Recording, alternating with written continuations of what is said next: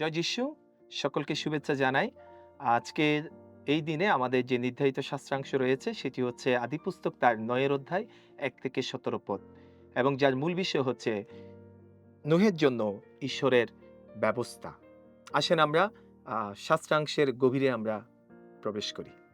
আমরা এখানে দেখতে পাই মহাপ্লাবনের পরে পৃথিবী এক নতুন অধ্যায়ে প্রবেশ করে এবং সবকিছু ধ্বংস হয়ে যাওয়ার পর ঈশ্বর নোহ এবং তার পরিবারকে নতুন করে জীবন শুরু করার সুযোগ দেন এবং ঈশ্বর নিজে এগিয়ে এসে তাদেরকে আশীর্বাদ করেন এবং নতুন প্রত্যাশা দেন এবং আদিপুস্তক তার ৯ অধ্যায় ১ পদে যে বিষয়টি লেখা আছে, ঈশ্বর নোহ ও তার পুত্রদের আশীর্বাদ করলেন এবং তাদের বললেন, তোমরা ফলবান হও, বংশবৃদ্ধি করো এবং পৃথিবীতে পূর্ণ করো। এই অংশে আমাদের মনে করিয়ে দেয় বিচারের পরে ঈশ্বরের অনুগ্রহ এবং ঈশ্বর নতুন সূচনা শুরু করেন। এবং আমরা এখানে দেখতে পাই ঈশ্বর মানুষকে পৃথিবী বিস্তার করার জন্য, পৃথিবী পরিপূর্ণ করার জন্য এবং জগৎ সৃষ্টির উপর কর্তৃত্ব করার জন্য তিনি ক্ষমতা দিলেন এবং আদিপুস্তক তার ৯ অধ্যায় ৭ পদে সেটি প্রকাশ করে। এবং দ্বিতীয় যে বিষয় আমরা এখানে দেখতে পাই, আদিপুস্তক তার ৯ অধ্যায় ৬ পদে আমরা একটি দারুণ বিষয় আমরা এখানে দেখতে পাই। এখানে লেখা আছে, যে কেউ মানুষের রক্তপাত করে তার রক্তের মূল্য ঈশ্বর তিনি নিবেন।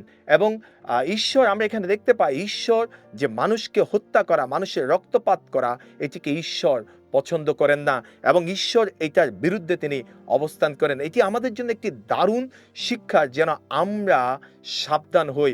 এবং এরপরে আমরা দেখতে পাই যে ঈশ্বরের প্রতিজ্ঞা, এবং ঈশ্বর তিনি এখানে প্রতিজ্ঞা করেছেন যে তিনি কোনোভাবেই আর তিনি পৃথিবীকে জলপ্লাবন দ্বারা ধ্বংস করবেন না, এইভাবে শেষ করবেন না। এবং আদিপুস্তক তার ৯ অধ্যায় ১৩ পদে আমরা যে ঈশ্বর যে এইটার প্রতিজ্ঞা করেছেন তার চিহ্ন হিসাবে তিনি রংধনুকে আকাশের মধ্যে তিনি তুলেছেন এবং এটি চিরস্থায়ী ব্যবস্থা হিসাবে ঈশ্বর তিনি দিয়েছেন, যেন মানুষ এটিকে স্মরণ করতে পারে এবং এটি আমাদেরকে স্মরণ করিয়ে দেয় যে ঈশ্বর তিনি প্রতিজ্ঞা রক্ষাকারী ঈশ্বর এবং ঈশ্বর মানুষ এবং তার মধ্যে প্রতিজ্ঞার চিহ্ন হিসাবে রংধনুকে স্থাপন করেছেন।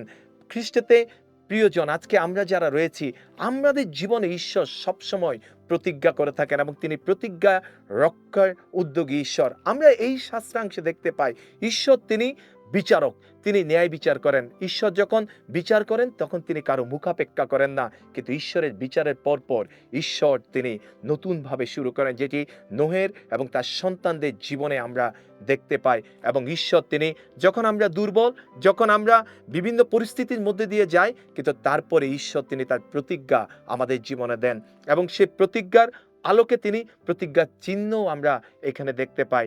তাই আসেন আমরা আজকের এই সুন্দর সকালে সেই প্রতিজ্ঞা রক্ষাকারী ঈশ্বরের কাছে সমর্পিত হই। আমরা জানি হতে পারে আমাদের জীবনে অনেক দুর্বলতা থাকতে পারে, আমাদের জীবনে অনেক কিছু থাকতে পারে, কিন্তু সেই প্রতিজ্ঞা রক্ষাকারী ঈশ্বরের কাছে আজকে আমরা এই সুন্দর সকালে সমর্পিত হই। এবং বাক্য এই কথা বলে, তিনি আদিতে যেমন ছিলেন এখনো তেমন আছেন এবং ভবিষ্যতেও তিনি থাকবেন। তিনি অপরিবর্তনীয়। সেই অপরিবর্তনীয় ঈশ্বরের কাছে নিজেদেরকে সমর্পণ করি।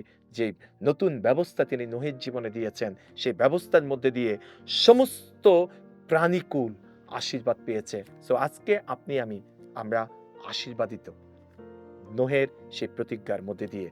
আসেন ঈশ্বরের ধন্যবাদ করি এবং ঈশ্বরের উপর নির্ভরতায় আমরা এগিয়ে যাই। জয় যিশু।